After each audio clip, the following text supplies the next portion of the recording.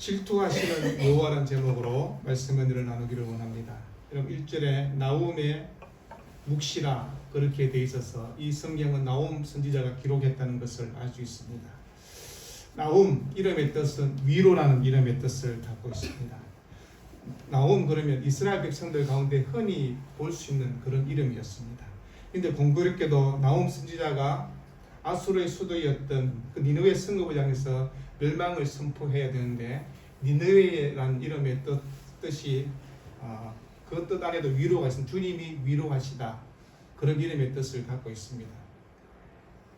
여러분 나훔의 선지자는 니느웨의 멸망을 선포해야 됩니다. 그것은 우리가 주전 633년에서 612년 사이 정도로 추정될 수 있는 것은 우리가 3장 8절과 10절을 보면 노아문이 이미 멸망한 것으로 언급되는 것을 봐서 이 사건은 주전 634년에 일어났고 3장 전체 예언한 이의 멸망은 주전 612년에 성취되기 때문에 알 수가 있는 것입니다. 니느웨 백성과 니느웨 왕을 향해서 심판의 말씀을 전합니다. 그런데 단지 1장과 2장과 3장 중에 하나님께서 유다 백성을 향해서 전한 말씀은 1장 12절과 13절, 15절 세 구절밖에 없고 다 니느웨 성읍을 향해서 얘기했던 말씀입니다. 여러분 니느웨 백성을 향해서 하나님의 심판에 대한 메시지는 우리가 앞서 읽었던 요나서와 달리 니느웨에서 너희가 멸망하게 된다라고 얘기합니다. 그래서 니느웨 백성 때문에 고통당하는 수많은 자들에게는 구원과 위로의 말씀으로 그렇게 우리에게 전하여지는 것들을 보지 않습니까? 100년 전에 하나님께서 요나 선지자를 보내서 회개하라고 그렇게 전했던 그 니느웨 성읍입니다. 근데 100년의 시간이 흐르고 난 다음에 하나님은 니느웨 성을 향해서 심판의 메시지를 전하는 것을 보지 않습니까? 아수르가 하나님의 백성을 멸하는 악의 세력으로 상징하고 있는 것을 볼 때 하나님께서 악의 세력을 다 멸망시킨다는 것은 궁극적 하나님의 승리의 메시지를 우리에게 전하는 것들을 보여줍니다. 그래서 이 나움 선지서의 말씀을 읽는 그 백성들은 하나님의 위로의 말씀으로 그렇게 충분히 들을 수 있는 것입니다. 아수르의 수도였던 니느웨 성읍은 수백 년 동안 서부 아시아에서 가장 위협적인 세력으로 그 잔혹성과 악행은 알려져 있지 않습니까? 우리가 아는 북쪽 이스라엘을 멸망시킨 나라가 아수르입니다. 그리고 티그리스 강변에 위치한 거대한 이원성이나 견고한 성벽과 요새들을 위해서 난곡불락으로 여겼습니다. 성벽 위로 마차가 지나갈 정도로 그렇게 견고한 성읍이었습니다. 이와 같은 나라와 맞설 수 있는 나라가 없다라고 할 정도로 강력한 나라였습니다. 그런데 하나님께서 그 니느웨 성을 향해서 멸망하게 된다라고 그렇게 선포하지 않습니까? 여러분 우리가 앞서서 요나서를 보면서 하나님께서 이방 민족을 사랑하셔서 선지자를 보내고 그들이 회개하니 그들을 용서해 주신 사건을 보게 됩니다. 왜 그렇게 했나요? 하나님께서 악한 이스라엘 백성들 하나님 택한 그들을 향해서 얘기합니다. 내가 너희를 택하여서 이를 사랑해 주었는데 택하지 않은 이방 민족도 하나님 말씀을 전하니 그들이 회개하고 돌아오는 것을 봤지 않느냐고. 너희들도 돌아와야 된다고 그것을 보여주기 위해서 요나 선지자를 보내고 그런 일들이 있었습니다. 여러분 그럼에도 불구하고 100년의 시간이 흐르고 난 다음에 이제는 회개에도 돌이킬 수 없다는 것을 얘기하는 것입니다. 정해진 심판의 시간이 때가 되어서 심판밖에 없다고 그렇게 얘기하는 것입니다. 우리가 하나님의 은혜를 경험했던 그 니느웨 백성들입니다. 요나 선지자를 통해서 하나님의 은혜가 무엇인가를 하나님의 용서가 무엇인가를 경험했으면 그 은혜와 용서를 경험한 그대로 살아야 될 텐데 그렇지 않는 모습을 보지 않습니까? 100년의 시간이 흐르고 난 다음에 하나님께서 이 세상의 주권자가 되시고 심판주가 되셔서 너희를 심판하시겠다라고 얘기합니다. 이 말은 하나님께서 하나님 택한 이스라엘 백성만 다스리는 하나님이 아니라 온 열방을 온 민족을 다스리는 하나님이라는 것을 우리에게 보여주고 있는 것입니다. 우리가 나훔수를 읽으면서 위로라는 메시지를 늘 보게 됩니다. 1장 7절에 하나님은 그분을 신뢰하는 자에게 피난처가 되신다. 그러나 하나님께 범죄한 니느웨 성읍을 향해서는 철저하게 심판하신다를 통해서 우리가 알 수 있는 것은 죄에 대해서는 하나님께서 반드시 심판하시는 거룩한 하나님이라는 것을 우리에게 보여주고 있는 것입니다. 여러분 나훔수를 통해서 우리는 그 니느웨에 주어진 하나님의 말씀은 공의로 세상을 통치하시는 하나님의 성품을 보여줄 뿐 아니라 열방을 다스리시는 하나님의 주권을 선포하면서 이스라엘 백성을 향해서 지금 경고하고 있는 것입니다. 이스라엘 백성을 향해서 너희들이 죄악에서 돌이키지 않으면 이방 국가들이 내린 그 심판처럼 너희들도 심판을 당하게 된다고 그렇게 얘기하는 것입니다. 여러분, 그 당시에 활동했던 선지자는 스바냐, 또 그리고 우리가 알고 있는 하박국, 그리고 우리가 잘 알고 있는 젊은 선지자 예레미야가 젊은 시절에 활동할 때 이 선지자들이 같이 비슷한 시기에 활동을 했습니다. 여러분, 우리가 100년의 세월은 긴 세월이라고 얘기할 수 있을 것입니다. 그래서 긴 시간 속에 우리가 앞서 있었던 일들을 금방 잊어버릴 수 있는 시간이 충분히 될 수 있는 것을 보게 됩니다. 여러분, 우리나라 역사도 100년 전의 역사를 우리는 알고는 있지만 그것을 얼마나 기억하며 살고 있을까요? 일제 식민지의 고통을 당했던 것, 우리가 동족 상간에 함께 치렀던 6.25 전쟁들, 수많은 비극적 고통과 사건들을 우리가 다 기억하고는 있습니다. 그럼에도 불구하고 시간이 흐르면서 과거의 역사에 대해서는 그렇게 관심을 갖지 않습니다. 그냥 역사의 한 사건이었고, 그래서 우리가 공부할 때 열심히 외워야 되고, 그래서 시험 칠 때 왜 그런 일이 있어가지고 이렇게 많이 외워야 되나, 왜 근대사는 왜 이렇게 공부할 게 많느냐, 이렇게 얘기한 적도 있었을 것입니다. 여러분, 우리가 지금 살아가는 역사가 과거의 역사와 연결되어서 계속해서 살아가고 있음에도 불구하고 그것을 잊어버리고 별 관심이 없는 것을 보지 않습니다. 일제시대에 압제를 당했던 분들이 지금도 살아있잖아요. 저희 아버지는 일제시대에 학교를 다녔기 때문에 알고 있습니다. 일제 다닐 때 학교 선생님이 누구였고, 또 6.25 전쟁도 경험하면서 그 전쟁에서 폭탄이 어떻게 떨어지고 이런 것들을 직접 보고 경험했습니다. 여러분, 그때 경험했던 분들이 지금도 살아 계심에도 불구하고 우리는 과거에 대해서 별로 생각하지 않는 것을 보지 않습니까? 여러분, 온갖 고초를 당했던 어른들이 우리가 일제시대에 이런 일을 당하였고 그 6.25 전쟁 비극이 이런 것이었다라고 얘기하면 많은 젊은이들이 아니 그 얘기는 할아버지 시대에 있었던 얘기고 우리가 뭘 그걸 얘기 들어야 되냐고 별 관심이 없는 것을 보지 않습니까? 조금 나이 드신 어른들이 우리 클 때 보릿고개가 있었고 배고픔이 무엇인지 아느냐 그러면 애들이 뭐라고 콧방귀를 뀌지 않습니까? 왜 배가 고프냐고. 피자 시켜 먹으면 되고 정 없으면 라면 끓여 먹으면 되는데 왜 배가 고프냐고 애들이 그런 소리를 하지 않습니까? 그러나 역사는 반복된다는 얘기를 우리가 합니다. 역사를 통해서 우리가 배워야 된다고 얘기합니다. 역사를 통해서 배우지 못하면 똑같은 시련과 고통을 당하게 된다, 그런 얘기를 하지 않습니까? 요나 선지자의 말씀 앞에 회개하고 돌이킨 니느웨 백성들이 100년 후에 멸망하게 된다라고, 그 나라가 없어질 것이라고 그렇게 말씀하지 않습니까? 한때 동방의 망나니라고 불렸던 그 나라, 다른 나라를 향해서 온갖 고통을 주고 그랬던 그 나라가 멸망한다는 것입니다. 우리 이렇게 질문합니다. 누가 지옥에 갑니까? 우리의 대답은 예수 믿지 않는 사람입니다. 그렇게 얘기합니다. 여러분, 그게 꼭 맞을까요? 맞습니다. 그러나 굳이 다르게 얘기하면 회개하지 않는 사람들이 지옥에 간다는 것입니다. 예수 믿게 되었다는 것은 내가 회개의 삶으로 살아가는 것입니다. 내 삶을 돌이키고 회개하여서 그리스도를 내 인생의 구주로 주님으로 모시고 살아가는 사람들. 여러분, 회개할 수 있었던 것도 전적인 주님의 은혜였습니다. 내가 뭘 생각해서 내가 회개해야지, 내가 돌이켜야지, 하나님께로 나아가야지.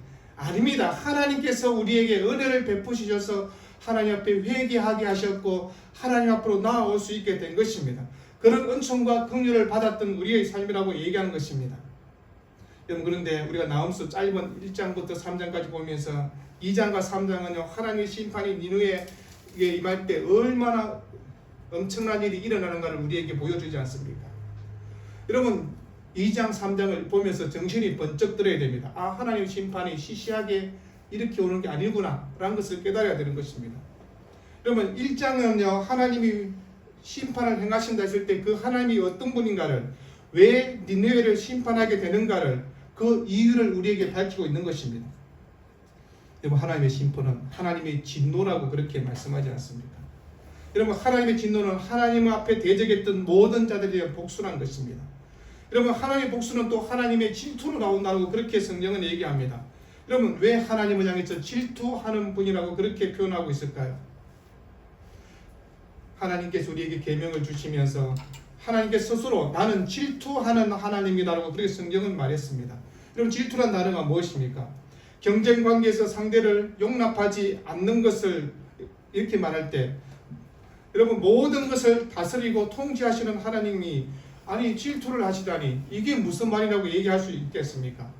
유일하고 참되신 하나님께서 하나님의 영광과 존엄과 하나님께 드려질 경배를 위해서 하나님 우리가 향해서 질투하신다라고 그렇게 말씀하시는 것입니다. 여러분, 이 질투는 하나님의 성품과 관련된 말입니다. 그래서 하나님께서는 하나님의 영광을 다른 사람에게 결코 놓치지 않을 것이다 라고 그렇게 얘기하고 있는 것입니다. 그래서 보복이라는 말을 사용하고 있습니다. 3번이나 반복해서 보복이라는 단어를 사용하고 있습니다. 여러분, 보복이라는 말은 사법적 용어로서 잘못된 일을 바로 잡는 것을 얘기합니다. 니느의 성읍이 처음에 하나님의 경고를 듣고서는 마음을 낮추고 돌이켜서 하나님의 은혜를 경험했지만 그들은 다시 하나님의 섭리를 무시하고 악을 행함으로 해서 징계를 받게 되는 것, 그것을 보복이라고 지금 그렇게 얘기하고 있는 것입니다.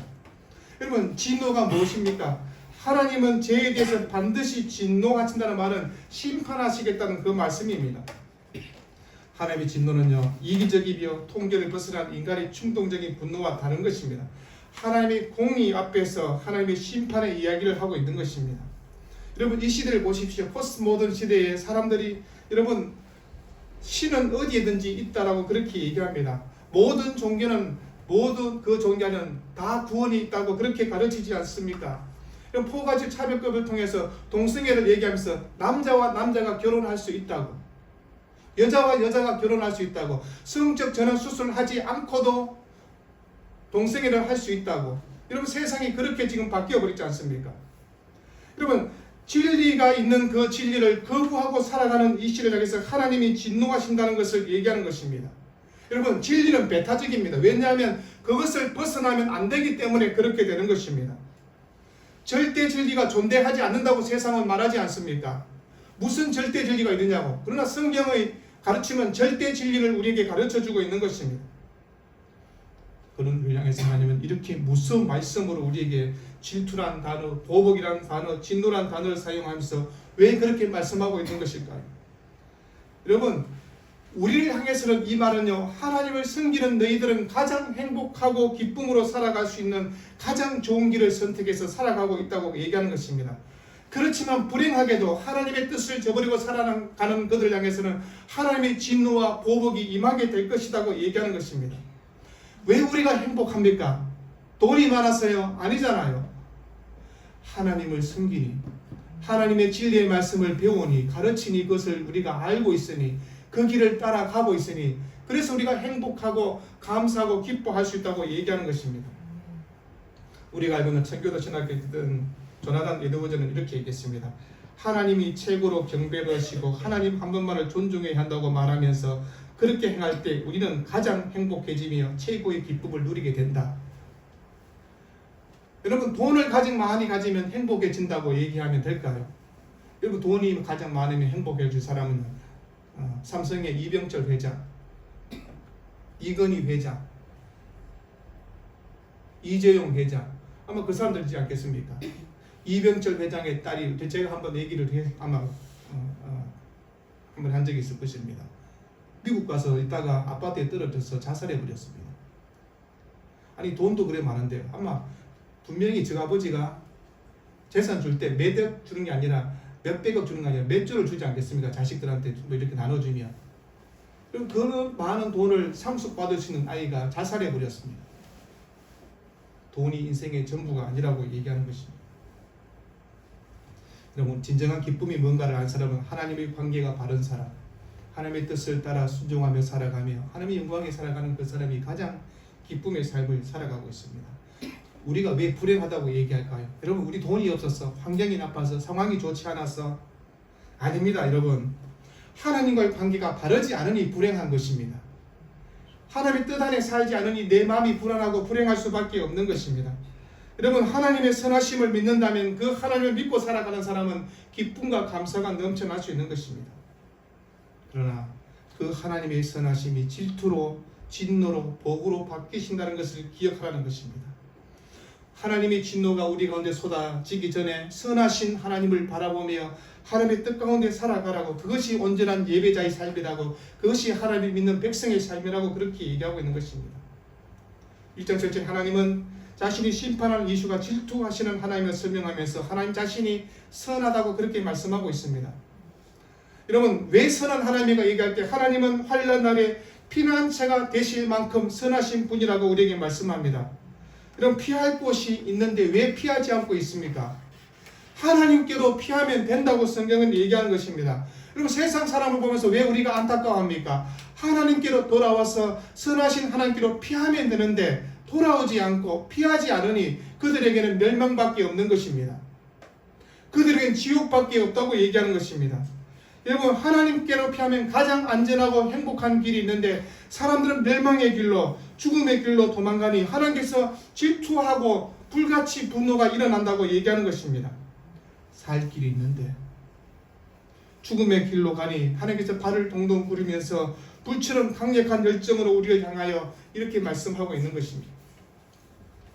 여러분, 하나님은 언제나 우리에게 피난처가 되시며 환난 날에 부르짖을 때 귀를 기울이는 분이라는 것을 기억하십시오. 우리 성경 한 절 찾아보겠습니다. 야고보서 4장 5절입니다. 우리 같이 한번 읽어보겠습니다. 같이 읽습니다. 시작. 너희는 하나님이 우리 속에 거하게 하신 성령이 시기하기까지 사모한다 하신 말씀을 헛된 줄로 생각하느냐. 여러분, 하나님이요 우리 안에 성령으로 함께 하시면서요 시기하기까지 우리를 사모한다고 그렇게 말씀하고 있습니다.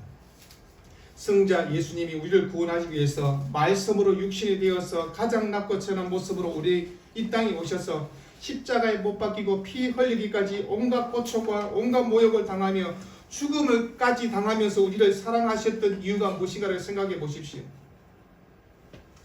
여러분, 다른 데서 그 사랑을 얻을 수 없는 것입니다. 예수 그리스도 안에서 그 사랑을 알게 하신 것. 그래서 성령이 우리 안에서 시기하기까지 한다라고 그렇게 말씀하고 있는 것입니다.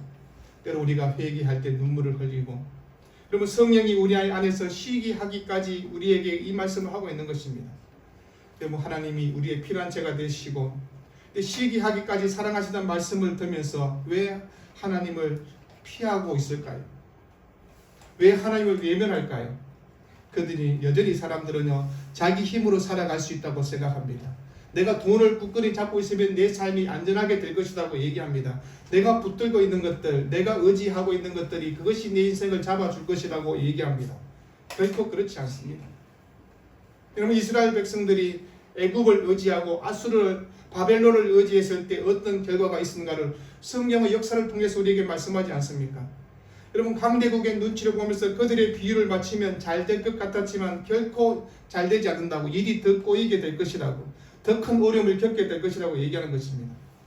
믿음의 눈이 없으니 하나님을 바라보지 못하고 여전히 일이 꼬이고 더 큰 어려움을 겪게 되는 일을 선택하게 하나님의 나의 피난처로 삼지 않고 세상을 피난처로 삼고 있으니 온갖 어려움이 우리에게 다가오는 것입니다.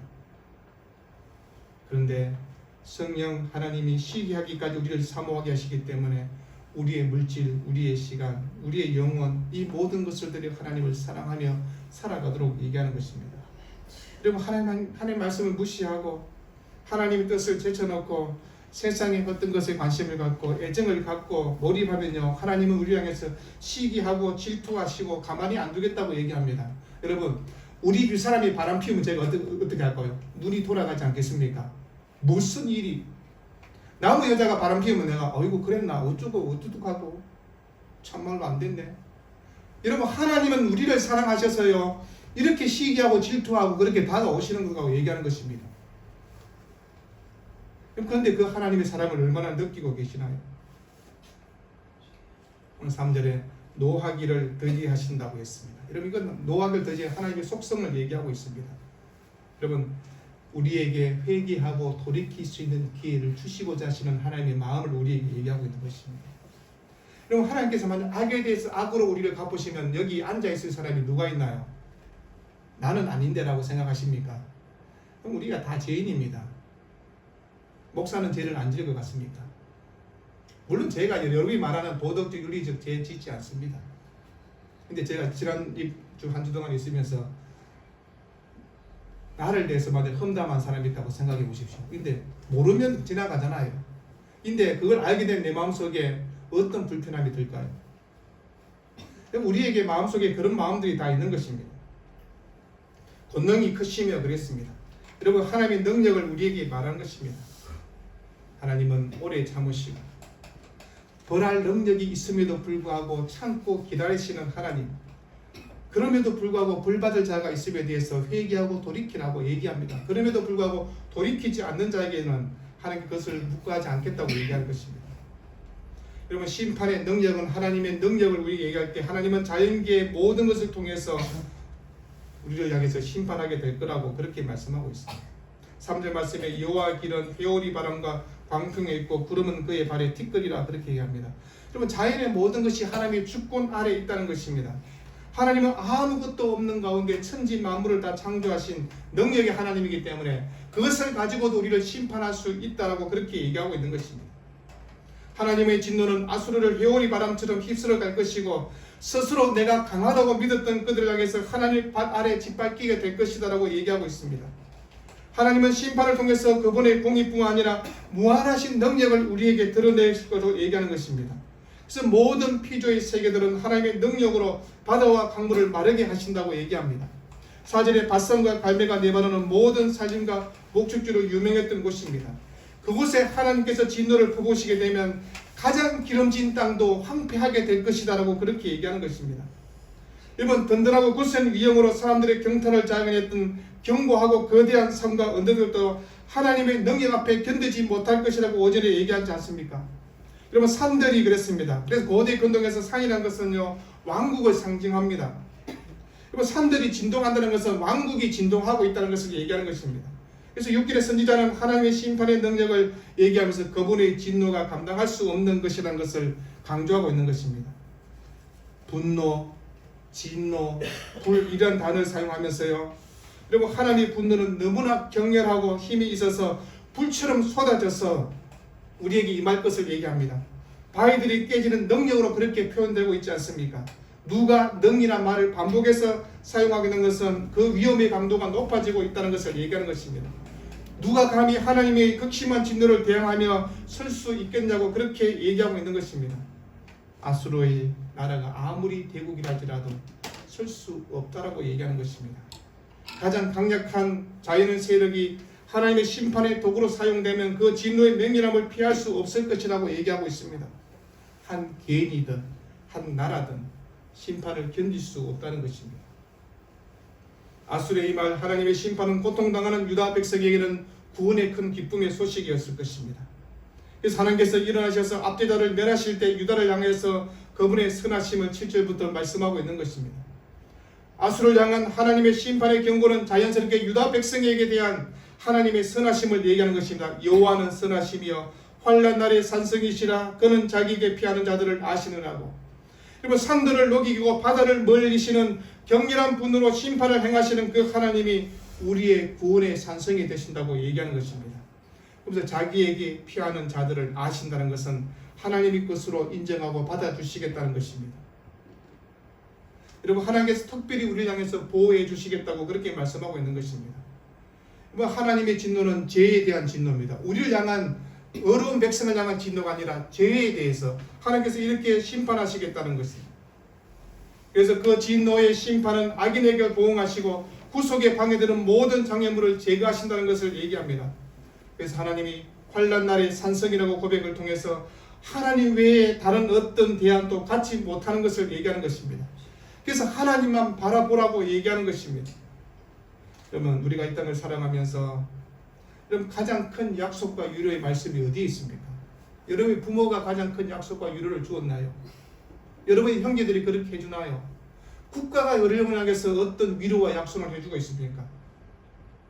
그러나 성경 우리에게 하나님이 우리의 산성이라, 하나님을 대적하는 자를 향해서 하나님께서 진멸하고 쫓아내 주시겠다라고 그렇게 얘기하고 있습니다. 그래서 하나님이 심판하시는 하나님은 홍수가 넘쳐 모두 휩쓸어지는 것처럼 아무것도 감당할 수 없는 능력으로 행하신다고. 여러분, 아수르는 그 나라가요, 견고한 성읍이라고 말씀드렸지 않습니까? 바벨론 군대가 쳐들어왔습니다. 메대와 바사의 연합군 바벨론 군대가 쳐들어와서 성읍을 딱 둘러쌌는데 공격에도 그 성이 끄떡하지 않습니다. 그런데 그 성읍이 왜 파괴됐냐고 얘기합니다. 홍수에서 성벽이 다 무너져 버리니 그 성벽으로 무너진 그 성읍 사이로 바벨론 군도가 쳐들어가서 아수르를 다 멸망시켰습니다. 하나님이 그렇게 예언했던 그대로 그 일들이 이루어졌다고 얘기하는 것입니다. 여러분, 아무리 강한 나라를 할지라도요, 아무리 무기 강한 나라를 할지라도 하나님께서 자연재해를 일으켜버리면 핵무기 땅속에 꽁꽁 숨겨놨는 거 하나님께서 지진을 통해서 싹 없애버리면 어떻게 됩니까? 없어집니다. 아무리 러시아가 큰 소리 친들 하나님께서 한 번에 그 나라를 다 멸해버릴 수 있는 것입니다. 근데 우리는 미국이 우리를 지켜줄 것처럼, 여러분, 우리가 오늘 이 땅을 살면서 하나님의 이름이 더럽히지 않도록, 하나님의 공의가 훼손되지 않도록 우리가 그렇게 살아가야 된다고 얘기하는 것입니다. 하나님을 기쁘시게 하지 못하는 일에 우리가 하나님의 거룩한 질투를 알고 그 일에 분노할 줄도 알아야 된다고 얘기하는 것입니다. 여러분, 그 질투는 하나님을 향한 열심과 열정이 되기에 우리 안에 신앙에 대한 열심으로 일어나게 되고 참된 신앙의 능력으로 회복될 수 있는 것입니다. 하나님은 선하신 분이시며 죽기까지 우리를 사랑하신다고 말씀했습니다. 그러기에 하나님은 질투하신다고. 너희가 하나님 외에 다른 것 더 사랑하니, 하나님 외에 다른 것을 더 좋아하니 하나님께서 우리를 향해서 질투하신다고 그렇게 말씀하는 것입니다. 하나님 우리에게 마음과 뜻과 힘을 다하여 하나님을 사랑하라고 요구하신 이유가 무엇입니까? 우리를 힘들게 하기 위해서 그랬습니까? 아닙니다. 하나님 우리를 사랑하시니 같이 사랑하자는 것입니다. 서로 사랑하지 않는 관계가 되면 어떤 일이 일어납니까? 진노밖에 없지 않습니까? 우리가 무슨 일을 하든 누구를 바라보든 어떤 행동을 하든 여러분 질투하지 않으면 아무런 상관이 없습니다. 아까 제가 말씀드린 다른 여자가 바람 피운들 나하고 무슨 상관이 있겠습니까? 우리 집에서 이런 일이 생기면 제가 분노하고 질투하지 않겠습니까? 하나님 마음을 그렇게 한번 헤아려 보시길 바랍니다.